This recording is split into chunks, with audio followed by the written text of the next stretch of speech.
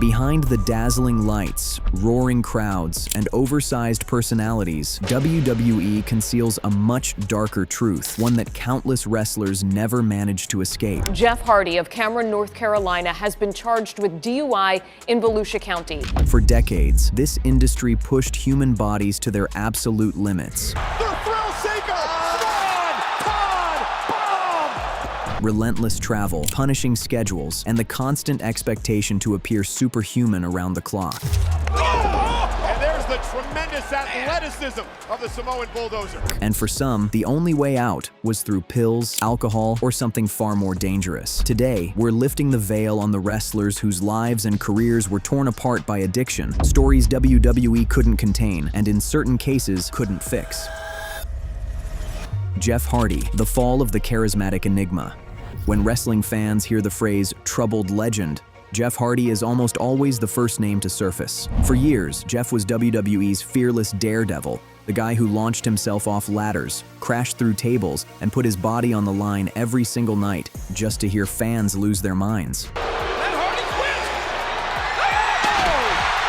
But underneath the face paint and the explosive charisma was a man quietly losing a war he had no idea how to fight. Jeff's ascent in WWE was nothing short of spectacular. He wasn't the biggest body in the locker room, but he was undeniably the most daring. His swanton bomb from the top of a towering ladder became one of the most iconic images of the Attitude Era. But the reality was straightforward. Absorbing insane bumps night after night carried a steep price. The pain eventually caught up, and so did the pills. At first, they were prescribed, a way to keep his battered body functional. Over time, though, Jeff began depending on them emotionally, just as much as physically. And in the early 2000s, when painkillers were practically a staple of locker room culture, sinking deeper was dangerously easy. By 2003, Jeff was missing shows and arriving in no condition to compete. WWE issued warnings and extended second chances, but ultimately they had to make the painful decision. Jeff Hardy was released because his addiction had spiraled beyond control. Jeff headed to TNA hoping to turn the page. But addiction doesn't vanish simply because you change companies. The most devastating moment arrived in 2011 at Victory Road, when Jeff showed up so intoxicated that performing was impossible. Sting was forced to improvise a rapid finish just to get him safely out of the ring. That night became infamous. For Jeff, it was rock bottom. Over the following decade, his life seemed trapped in an agonizing cycle. Rehab, recovery, relapse, repeat. DUI arrests in 2019, 2020, and again in 2021, 2022 revealed just how deeply his struggles ran. Even when he returned to WWE in 2017, and fans desperately hoped he had finally conquered his demons, the reality was far more complicated. When Jeff later admitted to having wrestled multiple times while under the influence, many fans were shaken, but not truly shocked. His body had absorbed more punishment than almost any performer of his era, and he had been numbing that pain for years. Jeff Hardy's story isn't simply about addiction. It's about a man who poured everything into wrestling and paid with his health, his freedom, and nearly his life. The same fearlessness that made him a legend also led him down a road he couldn't find his way back from. He stands as a reminder that even heroes can shatter. Goldust, the addiction that nearly ended Dustin Rhodes. Long before Dustin Rhodes became the beloved veteran fans celebrate today, the man behind Goldust plummeted through one of the most brutal addiction battles in wrestling history. What makes his story so staggering is that for years, nobody, not WWE, not his family, not even Dustin himself, understood how close he was to losing absolutely everything. Dustin Rhodes grew up beneath the enormous shadow of his father, the legendary Dusty Rhodes. From day one, he was expected to carry the family name with honor, but the weight of performing, of living up to the American dream, and of proving he was more than just Dusty's son pressed down on him constantly. When he debuted as Goldust, one of the most controversial characters of the 90s, he pushed himself even harder to make it stick, and that is precisely when the pain began. On the androgynous side, you ask me, and a chop there. The relentless grind of the road, the physical toll of wrestling, and the emotional burden of being Dusty's son eventually drove Dustin toward prescription pills, first for pain, then to sleep, then simply to cope. Before long, he wasn't just using, he was dependent. As the Attitude Era erupted, so did Dustin's addictions. Pills, alcohol, and later cocaine wove themselves into his daily routine. His marriage collapsed, his behavior grew erratic. He began missing shows, forgetting spots, and exploding at coworkers. coworkers. At one point, he was so out of control in TNA that management sent him home, where he continued his downward spiral in private. By the mid-2000s, Dustin Rhodes had reached rock bottom. He admitted waking up in hotel rooms he didn't recognize, drenched in sweat, and unable to piece together how he had arrived. He overdosed multiple times, narrowly avoiding death each time. In interviews years afterward, he confessed, "I was dying, my body was giving up, I was breaking my family's heart." The turning point arrived when Dusty Rhodes called his son and spoke the words, "Dustin will never forget. You're my son, but I don't know who you are anymore."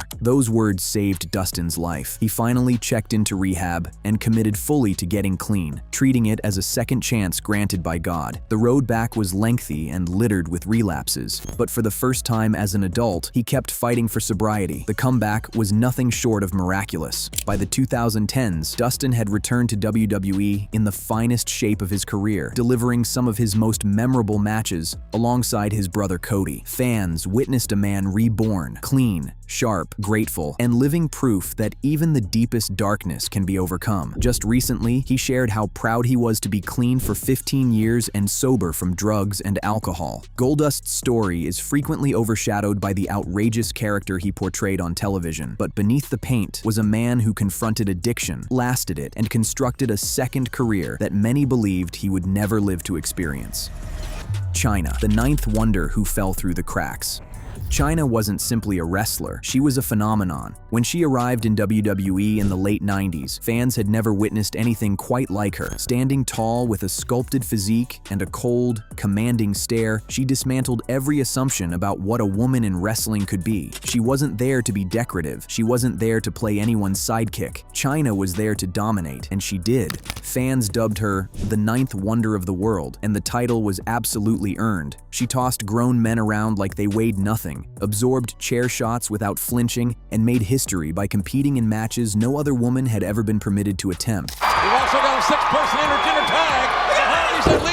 Winning the Intercontinental Championship didn't merely break barriers, it obliterated them. But for all the power Chyna projected in the ring, life beyond it told an entirely different story. Behind the muscle, behind the confidence, behind the history-making career was someone who felt increasingly isolated. When Chyna departed WWE in 2001, everything unraveled. Suddenly, she wasn't the iconic figure gracing magazine covers. She wasn't headlining storylines or hearing thousands chant her name. She was Joan again, and she had no idea how to exist without the spotlight that had once defined her completely. She attempted to reinvent herself, reality television appearances, modeling, public engagements, anything to stay visible, anything to feel valued. But as time moved on, opportunities evaporated. WWE moved forward, fans grew up, and Chyna drifted further from the world where she had once felt untouchable. The cracks began to surface. Friends and managers later acknowledged that Chyna battled anxiety, depression, and long-suppressed trauma. Sleeping pills became part of her nightly routine. Painkillers helped dull old wrestling injuries that had never truly healed. Anti-anxiety medications softened the stress she never discussed publicly, and alcohol filled the silence that followed when the fame had gone. She wasn't reckless, she was hurting, and every pill, every drink, every quiet night alone in her apartment was another attempt to forget the life she once had and the life she no longer knew how to rebuild. By 2016, Chyna was making efforts to get better. She had begun seeing a psychiatrist, attended support groups, and spoke openly about her desire to reclaim her life. But addiction is merciless, and emotional wounds don't vanish on a schedule. Her manager revealed she had been self-medicating, mixing prescriptions simply to catch some sleep, unaware of how lethal the combination was. On April 20th, 2016, Chyna was found dead inside her California apartment. It was not a premeditated tragedy. It was an accidental overdose, a heartbreaking conclusion for someone who had spent years fighting battles the public never fully witnessed. Fans mourned, wrestlers spoke out, and the world recognized something far too late. Behind the legend, behind the groundbreaking moments, behind the tough exterior, was a woman who never stopped hurting. Umaga, the Samoan savage who couldn't fight his own battle.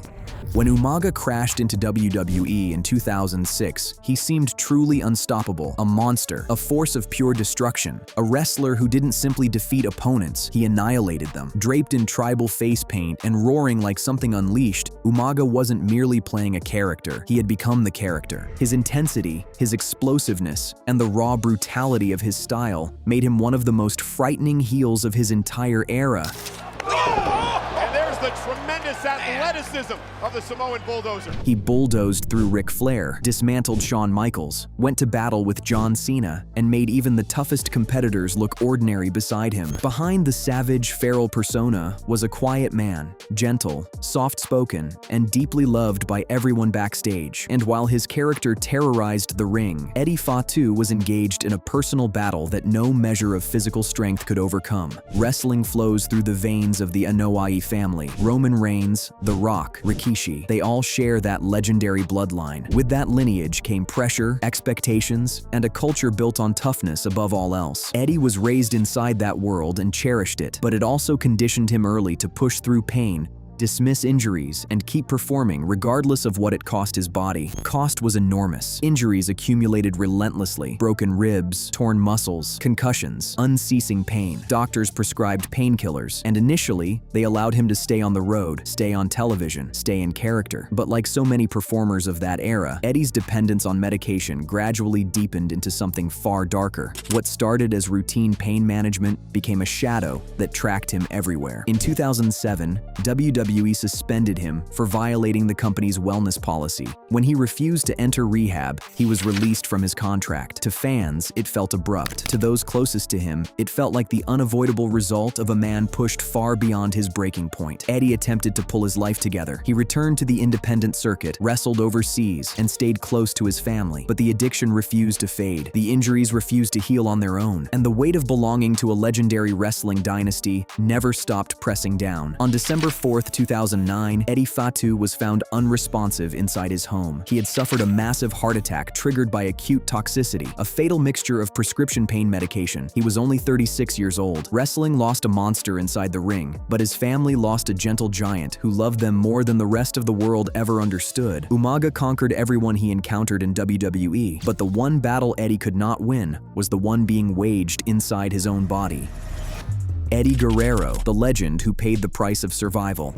Eddie Guerrero was the kind of performer who commanded every room the moment he stepped through the curtain. Charisma that swallowed an entire arena, a grin that made fans fall hopelessly in love with him, and in-ring ability so refined it earned him recognition as one of the greatest technical wrestlers of all time. Eddie didn't simply tell stories inside the ropes. He inhabited them. Whether he was the hilarious schemer who lied, cheated, and stole, or the emotional underdog clawing toward redemption, fans connected with him at a level most wrestlers could never reach. But behind the spotlight and the catchphrases, Eddie was wrestling something far more dangerous. His battle with addiction didn't begin in a moment of weakness. It began after a moment of tragedy. In 1999, Eddie was involved in a serious car accident that left him with severe injuries. Doctors prescribed painkillers to aid his recovery, but the pills quickly became far more than medicine. They became a method of numbing pain that had nothing to do with broken bones. The physical punishment of wrestling, the emotional weight of pressure, expectations, and a business that rarely allows its performers to breathe. And later,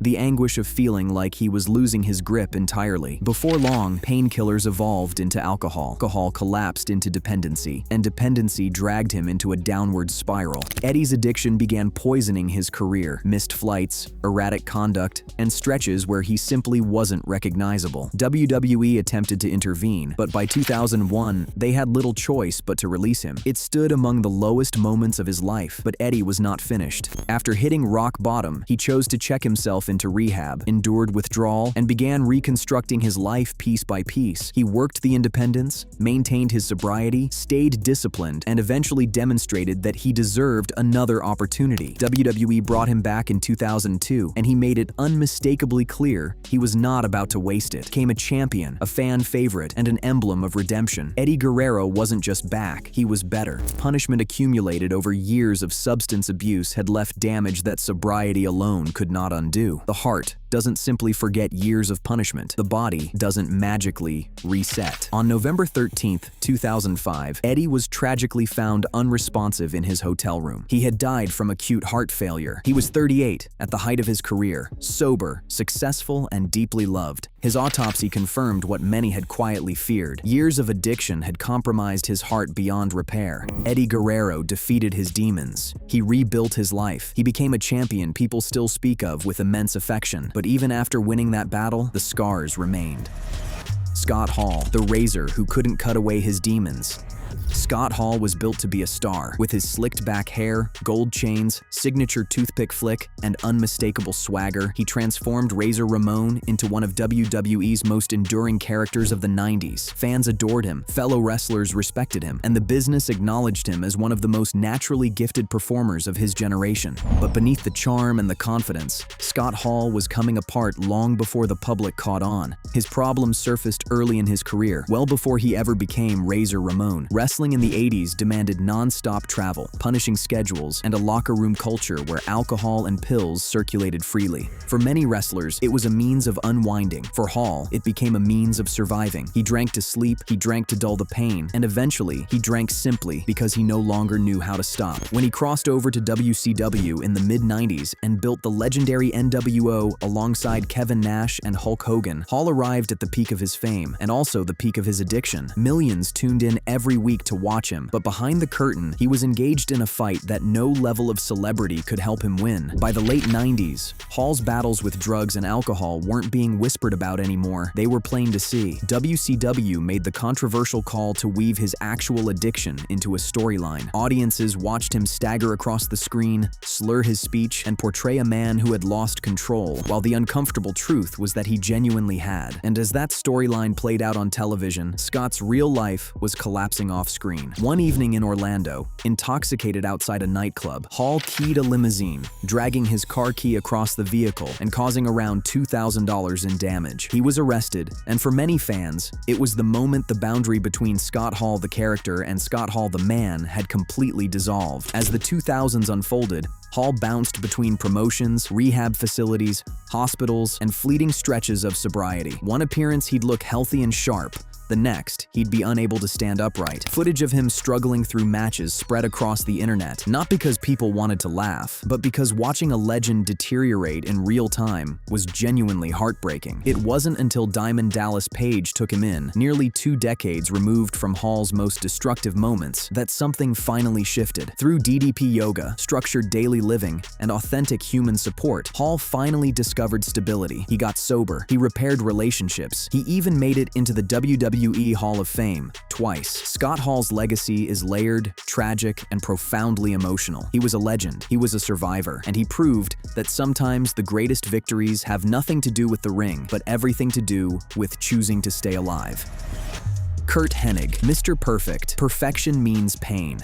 Curt Hennig wasn't simply good at wrestling. For millions of fans, he was wrestling. As Mr. Perfect, he projected an aura of untouchable excellence, immaculate technique, a composed yet arrogant presence, and a reputation as the most complete performer of his time. Inside the ring, every move appeared effortless, every match as if scripted by flawlessness itself. But as with so many in this business, what was visible beneath the lights was only a fraction of the story. Behind the robe, the towel toss, the perfect suplexes, was a man carrying decades of physical and psychological strain. Constant travel, brutal matches, and compounding injuries chipped away relentlessly. Pain, muscle strains, concussions, each bout extracted another piece of Curt's body. To keep performing, to remain perfect, he leaned on more than determination. Painkillers, muscle relaxants, perhaps steroids, whatever could silence the ache, soften the exhaustion, and carry him through one more match. And when years of accumulated wear collide with a culture that worships toughness, the damage becomes nearly impossible to recognize as it builds. 2002, Curt's career had unraveled following a widely discussed incident on a charter flight, the one now infamously known among fans as part of the plane ride from hell. He was released from what had once been his professional home, the then WWF. He pressed on, working smaller promotions, doing what he knew best, but the pills, the pain, and the pressure kept accumulating. On February 10th, 2003, the day he was scheduled to travel for another match, Curt Hennig was discovered dead in a Florida hotel room. He was 44, cause acute intoxication from cocaine. Medical examiners later noted that painkillers and possibly steroids had contributed. It was a brutal and unforgiving final reckoning. No matter how flawless you appear on the outside, the demons you carry within don't care about your finishers or your accolades. The world grieved. Fans flooded message boards with tributes. Fellow wrestlers mourned publicly. In the ring, Curt Hennig had moved like he was floating. Outside of it, he had fallen, crushed by pain, expectation, and isolation. Many remember Mr. Perfect for his breathtaking athletic brilliance, but his story endures as a sobering reminder of what happens when the true cost of that brilliance is left unaddressed. In death, Hennig received recognition for his genius, later inducted into the WWE Hall of Fame, celebrated by peers as a wrestler's wrestler,